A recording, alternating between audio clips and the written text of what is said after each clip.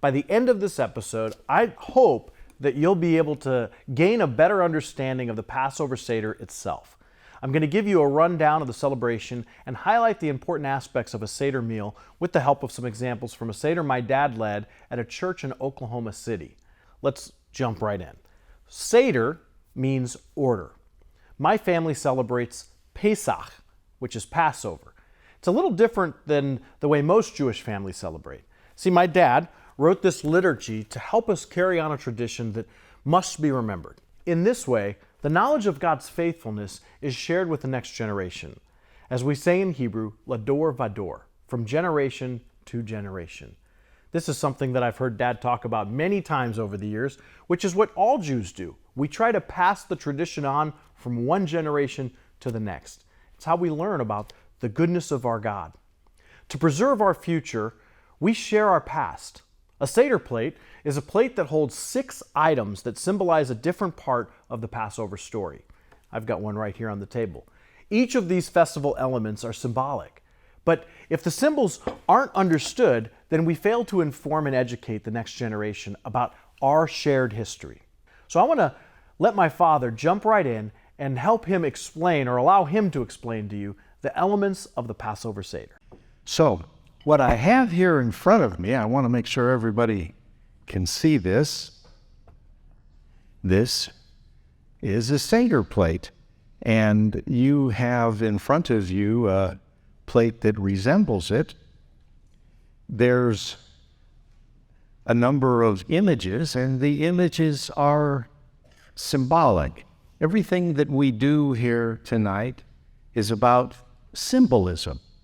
But symbols have meaning, and it's important that we, I think, recognize. So I'm going to just identify what some of the things on the plate would be. This is a zeroach. It's a lamb shank bone. It's a roasted lamb shank bone. In the first Passover, God told Moses to do very specific things. And one of those things was to sacrifice a Passover lamb. It would have been called the Korban Pesach. It was roasted, and it was eaten in a fraternal gathering. The family would gather. And it was at a time when the children of Israel were in great flux because they had been slaves in Egypt. And this was all very difficult. I'm sure there was chaos, confusion, uncertainty, but it becomes the primary symbol of our Passover Seder. You have an egg, that's the beitzah. Some scholars believe that the roasted egg represented a mourning for the destruction of the temple. Some take it to mean that an egg represents eternal life, the cycle of life, renewal, springtime. Personally, I think it represents what's called the Korban Chagigah, and that was an additional festival sacrifice because the first lamb was eaten in, as I mentioned, a family gathering, and it was anticipated that a lamb would be suited for about 10 people.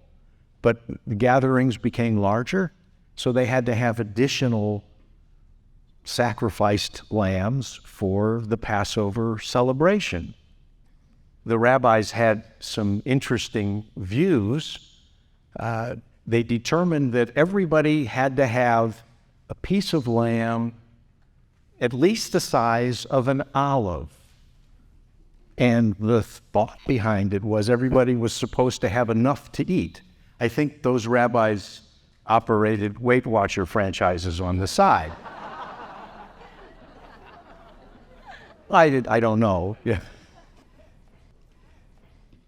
So another item that is represented on the Seder plate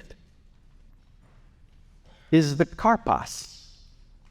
And you would have some carrots or some celery. This is parsley. It's an item that has greens on the top. So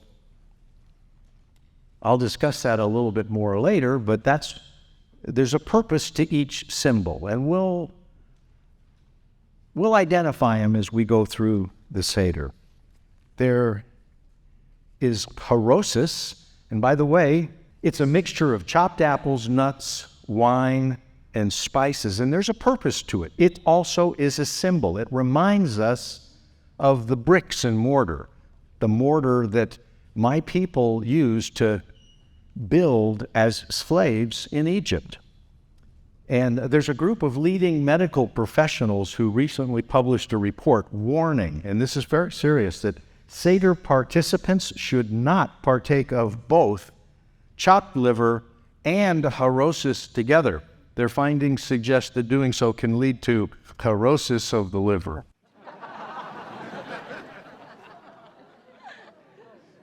And it gets worse from there, folks. It gets worse. He's laughing, though. He's laughing. Okay. So we also have maror. And you have little finely chopped pieces of maror, but they're actually chopped from a horseradish root. And a horseradish is one of the items that are used to represent maror, a bitter herb, and it symbolizes the bitterness of slavery that my people experienced. And by the way, if you are not Jewish, but you have embraced Jesus as Messiah, you're adopted into this family. And so we have a heritage that goes way, way back. And during this Seder, we will discuss that we were slaves in Egypt. And I hope that we can each personalize that. I hope that was helpful for you, and if you didn't catch it all or you'd like to learn more about it, you can always get it in A Passover Backstory and read through it so you can make sure and teach your next generation about these same things as God instructed. The next part of the Seder, the mother or any female is asked to recite the blessing and light our candles to welcome in this wonderful festival. God said, "Let there be light." And with the Lord, the mother makes light too. After the candles are lit, a prayer is recited in Hebrew. You can read along if you have the book. Baruch atah Adonai, Eloheinu melech ha'olam, asher kedushani b'mitzvotav, vitzivanu lahadlik ner shel yom tov. The English translation reads, "Blessed art thou, eternal our God, King of the universe, who has sanctified us through thy commandments and instructed us to kindle the holiday candles." Amen. Those that are participating in a Seder partake in drinking 4 cups of wine or grape juice at different points throughout the Seder.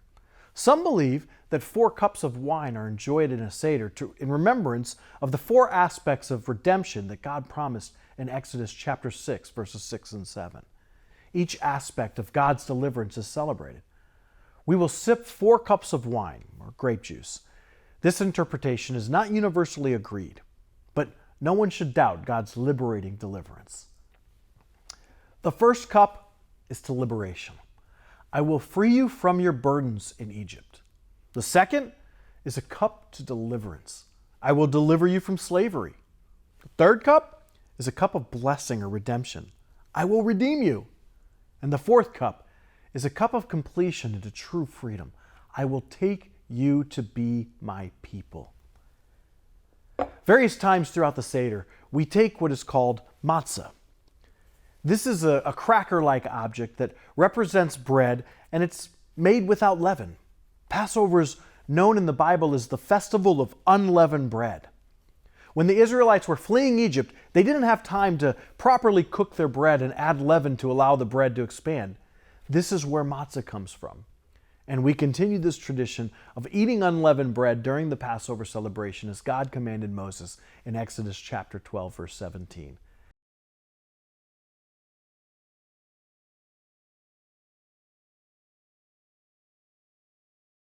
Celebrate this day as a lasting ordinance for the generations to come. The next part of the Seder, we break what is called the afikomen. This is such an important part that I'd really like to let my dad explain it to you. So I'm going to allow Dad to do just that from that live Passover Seder we mentioned earlier. So, what I have here is my grandmother's matzah tash. A matzah tash. This one is really old, and it actually has some of the same symbols on the cover, but inside there are 3 little compartments, and there's a matzah in each of the 3 compartments. Now, some believe that the 3 matzot represent the 3 groups of Jews that would be identified: the priests, the Levites, and the run-of-the-mill Yisraelim. I have taken the middle matzah, and by the way, the middle matzah has a name. It's not Sydney or George or Marcia. It's the afikomen, and that has a meaning. It sort of means that which comes after. Now, some view it as similar to dessert. Dessert comes after. But when we consider the Messiah, who will certainly come after, this symbolism becomes rather profound. According to the rabbis, the afikomen is to be broken, and I am going to break it. And by the way, Ava, you can pay attention to this, okay?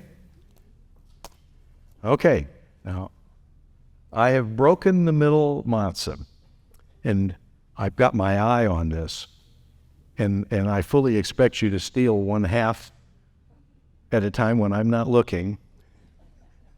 But I'm going to know it's gone, and I'm going to know you can't fake me out because I have memorized the break. And I'm going to put them right back here into the matzah tash, right in the middle. So you know it's there, right? Okay. It's broken. The afikomen, according to the rabbis, is broken at this point in the Seder, and we hide it away. It is hidden in my grandmother's matzah tash. Later in the service, it will be revealed again when it is ransomed. Me and Ava are going to make a deal later, you'll see. It'll be ransomed after our meal prior to the conclusion of the service. Now, many have identified the obvious symbolism of Jesus in the matzah. Just like Jesus, our matzah is striped and it is pierced. I do love that. I think it's pictorial, and there's been many who have ministered on that idea of it being striped and pierced. And you may wonder, why is the matzah striped and pierced? And I have to tell you, that's the way Manischewitz made it. And that's just the way it is, because matzah didn't look like that in the first century. In fact, it was always, there's a tool called a riedel, and they would roll this thing with little points on it, like a gear. They would roll it over the dough so that it would have little holes in it, so it would be perforated, so the moisture would be released and it wouldn't rise. But it didn't look like that in the first century. But What I will say is what has just occurred. I have broken that. This unleavened bread is broken for us. Part of it will be recognized and on display, part of it will be hidden from view. When it is time for the afikomen at the end of this service, we'll partake of this unleavened bread. Remember, afikomen means that which comes after. And our Messiah declared, I am the bread of life. Whoever comes to me will never be hungry. Whoever believes in me will never be thirsty. It is a privilege to come and tell you that a perfect lamb was led to the slaughter. The Hebrew prophet Isaiah described him so we would know him when he was revealed. Pastor, would you like to read on page 13 from Isaiah? He was wounded for our transgressions, he was bruised for our iniquities. The chastisement for our peace was upon him, and by his stripes we are healed. All we like sheep have gone astray, we have turned every one to his own way, and the Lord has laid on him the iniquity of us all. He was oppressed and afflicted, yet he opened not his mouth. He was led as a lamb to the slaughter, and as a sheep before his shearers is silent, so he opened not his mouth. He was taken from prison and from judgment, and who will declare his generation? For he was cut off from the land of the living. For the transgression of my people he was stricken. This is often called, the matzot is often called the lechem oni, the bread of affliction. And that becomes the afikomen. It will be a reminder of our blessed hope when served as our communion at the conclusion of our Seder. We will have communion before we're done, and it will be from the bread and the wine of the Seder. The whole idea of a sacrifice is central to what we as believers in Messiah Jesus understand. In temple days, sacrifices were the method for atonement. That atonement is no longer possible on an altar at a temple that no longer exists. But God made a way and provided a perfect sacrifice in Messiah Jesus. We see the lamb shank bone and we're reminded of the sacrifice of the Passover lamb. The matzah is also to remind us of what has taken place. It's an important representation. One Jewish thinker suggests if one of the three matzot signifies our liberation from Egypt, and the second, the messianic redemption yet to come, the middle matzah stands for our present situation in between. We break off a piece and hide it as redemption is still hidden from us, though because of Exodus we know that it is there. And before the end, certainly find it. All eat of it and so taste the redemption yet to come. And it will be with the taste of that afikomen that we will leave the Seder, is to go with the taste of redemption on our lips. So I will remind you again of the three matzot, and the Magid section that we approach now is the telling of the story.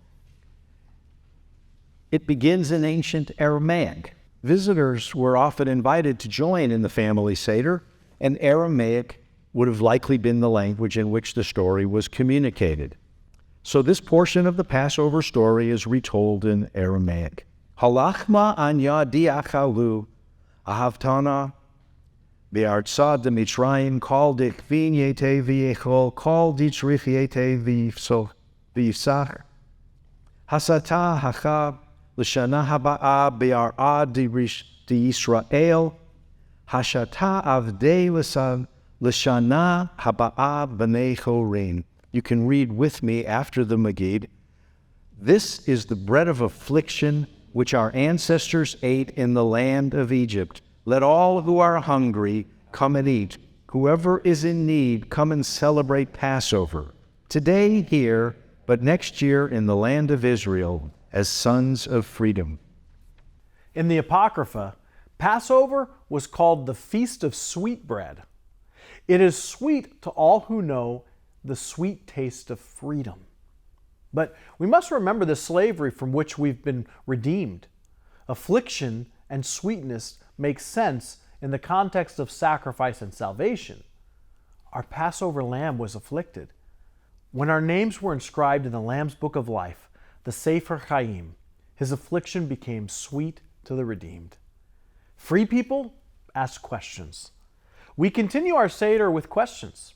The custom is that one of the youngsters at the table chants the 4 questions in Hebrew. Since we all should ask the questions, I figured we would go through them right now.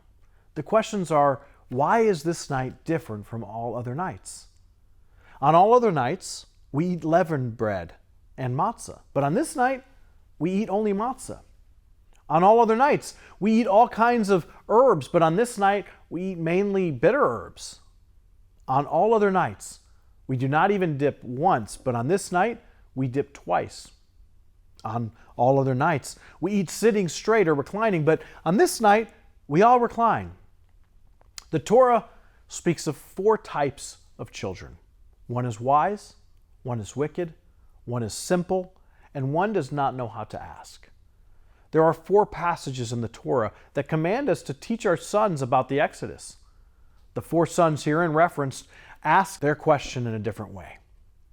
Each son is therefore answered according to the way that the question's asked, but always referring him back to the Torah. The wise one asks, what is the meaning of the laws and traditions God has commanded? You should teach him all the traditions of Passover, each to the last detail. The wicked one asks, what does this ritual mean to you? By using the expression to you, he excludes himself from his people and denies God. Shake his arrogance and say to him, this is because of what the Lord did for me when I came out of Egypt. For me, not for him. For had it been in Egypt, he would have been freed. This is declaring a very serious implication. It presumes the wicked son does not really deserve to receive the benefits of the Seder because he would not have been considered worthy to be freed from slavery in Egypt. The simple one asks, what is all this? You should tell him, it was with a mighty hand that the Lord took us out of Egypt, out of the house of bondage. As for the one who does not know how to ask, you should open the discussion for him as it is written. On that day, explain to your son, it is because of what the Lord did for me when I came out of Egypt. I really want to encourage you, take time, go look at the website, crosstalk.org or randyweiss.com, and look at A Passover Backstory. There's a free download for you there. You can get it there in PDF form, or of course you can order it. Passover is a night of 4s. We recite the 4 questions. We drink 4 cups. We spoke of 4 famous sons. Well, many modern Seders include a section for 5th child. And unlike the 4 sons we discussed, it could be a son or a daughter. I'm going to let my dad explain this to you because I think you'll find it impactful.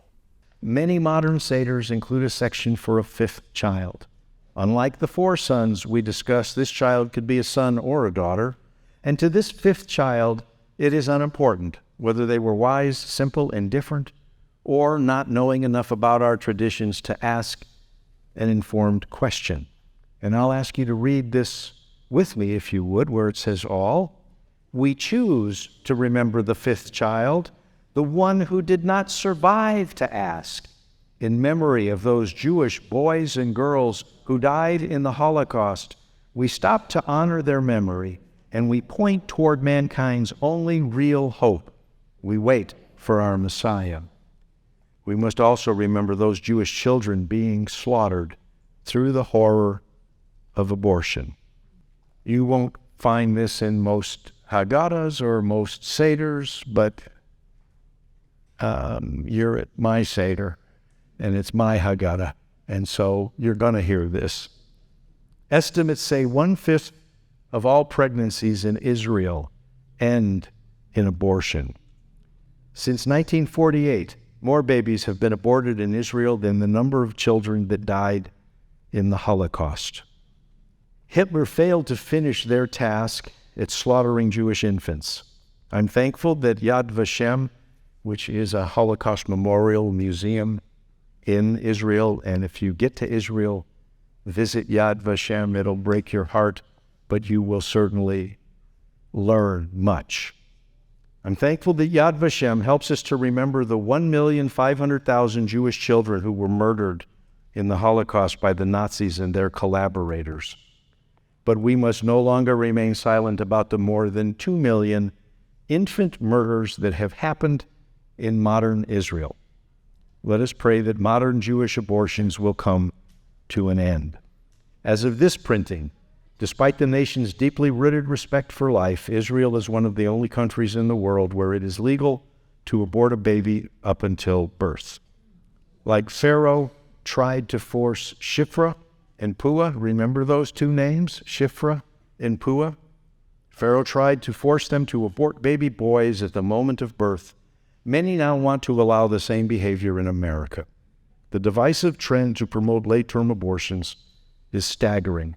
May we stand for the defenseless unborn, and may we pray for an end to the horrific Holocaust happening in the wombs of America and Israel. Let us honor the memory of aborted infants and also pray for the yet unborn. If you are unashamed to make a bold pro-life declaration, will you join with us and say, "We believe in the sanctity of life, and we will speak up boldly for life. May we defend the defenseless unborn. May we use our voices and influence on their behalf because they have neither. May we find ways to assist pregnant women to have their babies, raise their babies, or find godly families to love and adopt these babies. May we help and comfort those women who have suffered the loss of a child in miscarriage or death. May we offer hope through God's love to women who went through an abortion and now grieve. May God grant healing, peace, restoration, fruitfulness, and where needed, forgiveness. May God bless the men, women, and families of those touched by these tragic events. May special blessings be granted to those who value life, motherhood, and adoption. And may God help us understand that being pro-life does not end at birth. The lives of mothers and children who struggle after the moment of delivery also matter. And we will quickly move to discuss the 10 plagues. The next part of the Seder is an interesting tradition that always tests the younger participants. We now recite the 10 plagues, where we take our little finger and we dip it in the grape juice, and as we go through each one, we wipe it on a napkin saying the plagues, and we always tell them, don't lick your finger. The little ones struggle with that one. Those 10 plagues, if you don't remember, there's blood, frogs, gnats, flies, pestilence, boils, hail, locust, darkness, and the slaying of the firstborn. Rabbi Gamaliel says that whoever has not done or recited these 3 things on the Passover night has not fulfilled his Passover duty. What are those 3 things? They must be retold. Gamaliel's big 3 are Pesach, matzah, and bitter herbs. Pesach, Passover, is the Passover lamb, which our ancestors ate during the existence of the temple. For what reason was it eaten? Because the omnipresent, blessed be He, passed over the houses of the ancestors of our ancestors in Egypt. As it is said, ye shall say, it is a sacrifice of the Passover unto the Lord, who passed over the houses of the children of Israel in Egypt, when he smote Egyptians, and spared our houses, and the people bowed themselves and worshipped. The second is matzah, unleavened bread.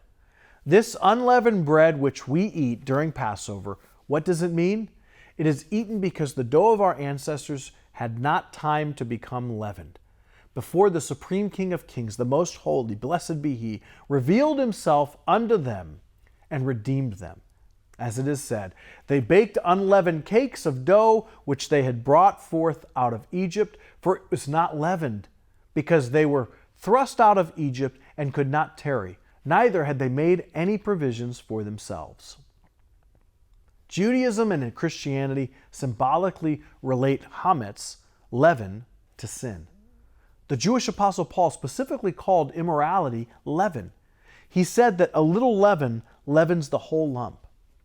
Paul was concerned that sin would proliferate in the lives of new Christians. He warned believers to purge out the old leaven, that you may be a new lump, since you are unleavened. For indeed Christ, our Passover, is sacrificed for us. The third is maror, bitter herbs. This bitter herb, which is what we eat, what does it mean? It's eaten because the Egyptians embittered the lives of our forefathers in Egypt, as it is written, and they made their lives bitter with hard service, in mortar and in brick, and in all manner of service in the field, in all their service, wherein they made them serve with rigor. If you grew up in a church like me and my family, you probably learned the 10 Commandments as a kid. I hope you did. It's very easy to stray away from the importance of those commandments. My dad's Haggadah, it makes a point to remember the sacred commandments given to us by God in that Exodus story. So, we read them all together. Thou shalt have no other gods before me. Thou shalt not make unto thee a graven image. Thou shalt not bow down unto them, nor serve them. Thou shalt not take the name of the Lord thy God in vain. Remember the Sabbath day to keep it holy. Honor thy father and thy mother. Thou shalt not murder. Thou shalt not commit adultery. Thou shalt not steal. Thou shalt not bear false witness against thy neighbor. And thou shalt not covet. Now we say a prayer and drink the second cup, and the leader reads, "This is the word of God as embodied in our Torah. Let us drink the separate cup," and everyone together says, you can learn this prayer, "Baruch atah Adonai, Eloheinu melech haolam, borei pri hagafen." Blessed art thou, eternal our God, King of the universe, creator of the fruit of the vine. Chamoitzi, moitzi, matzah. If you've been to church long enough, you know that if you're taking the grape juice, you're also going to be taking the bread. We will now remember the command of the Lord to the children of Israel to eat unleavened bread. We oftentimes will take the bread and we'll break it and we'll recite a special blessing. We can actually, if you've got it with you, you can break it. You'd recite the blessing. Let me read it with you if you would. If you have the Passover Backstory book, the blessing is Baruch atah Adonai Eloheinu melech haolam hamoitzi lechem min haaretz. Blessed art thou, Lord our God, King of the universe, who bringest forth bread from the earth. The next thing is the bitter herbs. We eat bitter herbs to remind us of our people's afflictions. The Exodus account informs us that the Egyptians made their lives bitter with hard bondage in mortar, in brick, and in all manner of service in the field. All their service in which they made them serve was with rigor. The bitter herbs should be chewed and tasted. This helps us to avoid abstractly talking about bitter oppression. Together, we will share a bitter experience during the Passover Seder. Although minuscule in comparison and merely symbolic, let us remember, and as we will taste the bitter herbs, let us feel something to remember. However, we do not want to experience the end without hope. So after reciting the blessing, we will typically mix the maror with our sweet chorosis. We'll eat the bitter and with the sweet, and we want to make sure that we're not left with only darkness and despair. There's hope. And I hope that we will be reminded of the sweetness of knowing God. But we will also consider those who still suffer in our darkened world. Following this, we would then dip some horseradish into the chorosis and say a blessing. Baruch atah Adonai Eloheinu melech haolam, asher kedishanu b'mitzvotav v'tzivanu al achilat maror. Amen. Blessed art thou, Lord our God, King of the universe, who has hallowed us with thy commandments and has commanded us concerning the eating of the bitter herbs. Our sweet chorosis did not eradicate the taste of bitter herbs. but I hope it gave sweetness to add hope for the future. If we walk with the Spirit of grace in our life, we can reflect the love of God and express His mercy. If we know God's mercy, we should work to temper human suffering and provide hope. Every child of God can find reason for hope.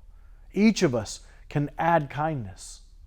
We can all prayerfully stand with those who suffer, even when it gets a little messy, like dipping maror into horosis. Tradition adds one more custom. In honor of the great teacher Hillel, head of the Rabbinic Academy in Jerusalem at the time of the Romans, a heathen asked the rabbi to teach him the entire Torah while he stood on one foot. Hillel said, "Do not unto others what you would hate them to do unto you." That is the whole Torah. He told the man, "The rest is commentary. Now go and study." On Passover, Hillel precisely followed the instruction about the sanctified lamb. Upon unleavened bread and bitter herbs they shall eat. So he commanded matzah and bitter herbs and ate them together.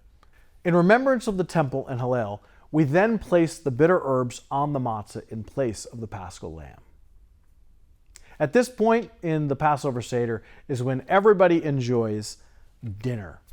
That's right. The next part of the Seder is my personal favorite. It's the time in our Passover celebration when we join in eating the Passover meal. If you're at my house, then we'd be gearing up for a steaming vat of Mama Weiss's matzo ball soup.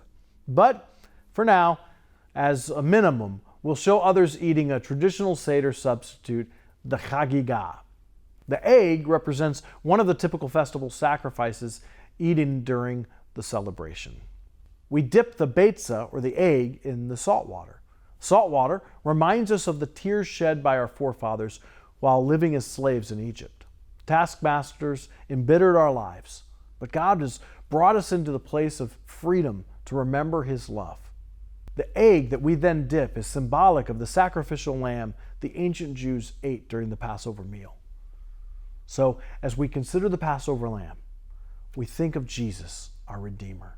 For us, He is the Lamb slain from the foundation of the world. Our Messiah lives, and He's the reason for our hope. We will give thanks for our food, but not until after we've eaten dinner. This will surprise some Christians, but as Jews, we find that among the many blessings that we recite in the fulfillment of our religious duties, the only ones that Scripture explicitly required us to say are those that we say after we eat. And the Talmud tells us that a blessing for food was first spoken by Moses when God gave us our bread from heaven, and Moses gave thanks for God's manna. And now is when we get to the point in the Seder where we go back to the afikomen. The leader comes back to the table and he finds that there's half of the afikomen missing. The leader must find the hidden missing half of the broken middle matzah, or redeem it through a negotiation of sorts with the child who hid it. The pieces needed for the Seder to continue. Actually, another piece of matzah could probably be used, but reverse blackmail would spoil the fun. In our family, the half of the middle matzah is traded for a king-sized candy bar for all of the grandchildren. And at this point in the Seder, the dinner has been eaten and the afikomen has been found. So now it's time to say grace for the food. Why do we say grace after our meal? Well, think of it like this. When people are full, without need, they're less dependent on God. But when we're hungry, we want food. When we are full and no longer hungry, we forget to be thankful. There's great danger in our comfort. That is when we can feel self-sufficient. Well, God instructed through Moses, "When you have eaten and are full, then you shall bless the Lord your God for the good land which He has given you." Moses gave a prudent warning to all of us. Beware that you do not forget the Lord your God by not keeping His commandments, His judgments, and His statutes, which I command you today, lest when you have eaten and are full and have built beautiful houses and dwell in them, and your herds and your flocks multiply, and your silver and your gold are multiplied, and all that you have is multiplied. When your heart is lifted up, and you forget the Lord your God, Then you say in your heart, my power and the might of my hand have gained me this wealth. Maybe this is why Jesus said it was easier for a camel to go through the eye of a needle than for a rich man to enter into the kingdom of heaven. Wealth brings the danger of pride. Perhaps success brings greater temptation than most of us realize. Saying grace after our meal is intended to protect us against the subtle form of arrogance and pride. Now, let us gather our thoughts and reflect upon the goodness of God and give thanks for his life-giving provision. As he provided for the children of Israel in the wilderness, God still provides for his children today. We are blessed with many reasons to offer God thanksgiving. As we say grace, we partake in the third cup. Many Christian scholars believe that this was the last cup of wine that Jesus drank at his final Passover, the Last Supper. The prayer, again, Baruch atah Adonai Eloheinu melech ha'olam borei pri ha'agafen. Blessed art thou, eternal our God, King of the universe, creator of the fruit of the vine. Like several aspects of this Seder, my family chooses to go beyond the norm and give honor where honor is due. Did you know that the Haggadah used in most Jewish homes ignores half of the population of the slaves who left Egypt? It's true. In addition to not discussing Moses, most Passover Seders are silent about the women of the Exodus account. I believe the tradition should change. Join me in giving a long overdue shout out to the ladies who helped us secure our freedom from Egypt. Let us remember and give thanks to God for 5 special women who are heroines of Passover. Without them, the story of our deliverance could not have been written, and we would have remained in bondage. And as we do, let us also pray for and honor all of the women at our table. May each of them love God, be wise, be bold, be honorable, and be fruitful. Traditionally, a female in the Seder reads this part, but for obvious reasons, I'll go ahead and read it for you. May we love children like Jochebed, the blessed mother of Moses, who spared the life of her son while risking her own. And may we have faith to release our loved ones into God's care to bring his desires to pass in their lives. May we love our families as Miriam, the sister of Moses, who loved her brothers, her parents, her people, and her God. May we love life like the Hebrew midwives, Shiphrah and Puah. These godly women refused to slaughter innocent baby boys. They disobeyed Pharaoh at their own peril, and they were rewarded by God for their choice to preserve life while others destroyed life at the very moment of birth. May we be sensitive to the leading of God and open our hearts to his will. The daughter of Pharaoh spared the life of Moses. She adopted this special, chosen child of God into her own family. May God bless those who adopt and those who have been adopted. Before drinking the fourth cup together, we typically will all pass around the cup, and each person pours a little bit of their cup into it. Though we will yet drink the traditional fourth cup to freedom, we must pause here for what has become known as the fifth cup. We have shared 3 cups together. A fourth is yet to come, but it is time to interject a thought about a different cup. The Talmudists could not decide whether 4 or 5 cups of wine were necessary for the Seder. So a 5th cup is poured and left for Elijah. Let us read a portion of the modern prayer together. In silence, we would pass the cup of Elijah, the cup of the final redemption yet to be. We remember our people's return to the land of Israel, and beginning of that redemption, we each fill Elijah's cup with some of our juice. In so doing, let us remember that our redemption is closer than ever before. We're told that Elijah the prophet visits every house where a Seder is being held. So we open the door for Elijah, and also as a symbol of hospitality and friendliness, as a sign that none is shut off from his fellow man. The prophet Malachi foretold this about Elijah when he said, "Behold, I will send you Elijah the prophet before the coming of the great and terrible day of the Lord, and he shall turn the heart of the fathers to the children, and the heart of the children to the fathers." We would normally sing a song for Elijah here, but I won't bore you with my joyful noise. To summarize, consider 4 simple facts. In the first century, the world's Jewish population was 4.5 million. By the year 1500, the Jewish population had been crushed down to 1.5 million. In the early part of the mid-20th century, the Jewish population had swelled to 16 million, and then Hitler systematically destroyed 6 million Jews. Now, we would pass a piece of the afikomen to everyone for upcoming communion. Unlike many Jewish Seders, as we conclude our evening, we remember the last Passover Seder celebrated by Yeshua HaMashiach, Jesus the Messiah.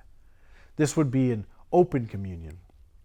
All believers are welcome to participate, but it's unwise to partake unless you have made peace with the Lord. It's because Christ, our Passover, was sacrificed that we have hope and forgiveness. If you believe that, then this afikomen will be our bread of the sacrament. And as we would drink the traditional 4th cup of wine, this special form of communion will deepen our spiritual union with our Jewish Messiah. First, we pronounce the traditional Hebrew blessing together. Baruch atah Adonai Eloheinu melech ha'olam Borei pri hagafen. Blessed art thou, eternal our God, King of the universe, creator of the fruit of the vine. And everyone would take communion before we depart from the Seder. We commit to love one another. Can this night have brought with it a crack in our shell? The question is asked every year at each Seder, why is this night different from all others? Can we answer that question with an affirmation? Can we declare that from this night forward, my life will be different? Tonight, and then again tomorrow, and then in every day to come, can we say, I will serve God and love His children? If we cannot, then this night is not different from all other nights. If we cannot, then this night is one more night of powerless, empty religion. We're called by God to be His witnesses, to announce the kingdom He ushers into this world. Every year, my dad likes to ask his own 4 questions. You see, I believe that we can live better, we can love better, and if we're more reflective, we can better reflect God's love. So those 4 questions he asks: who will I keep out? Who will I ignore? Who will I mistreat? And to whom will I present a false gospel that suggests Jesus loves you, but I don't really have the time? May we all have time for God and His purposes. Remember, history is His story. And it is in such a historical context that we would close our Seder. We will recite an ancient Jewish prayer generally attributed to Rabbi Akiva, who died during the Second Jewish Revolt against Rome in approximately 135 CE.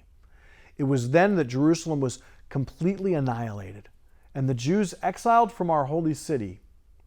Rabbi Akiva prayed in faith that Jerusalem would someday be free from foreign rule. And with messianic hope at Passover, he prayed that we would live to celebrate our next Passover in Jerusalem with only 3 words. It may be the shortest prayer ever added to a liturgy. Blessed is he who comes in the name of the Lord. And to that, may we declare with Jews around the world, L'Shana Haba'ah B'Yerushalayim, next year in Jerusalem. Passover is such an important festival. It's the festival of unleavened bread. It's such an important element. You know that Jesus celebrated it at this point. We participate in the Lord's Supper on a regular basis. There's so many things, so much meat and so much just great information you can get in studying the Passover. And until next time, shalom and God bless.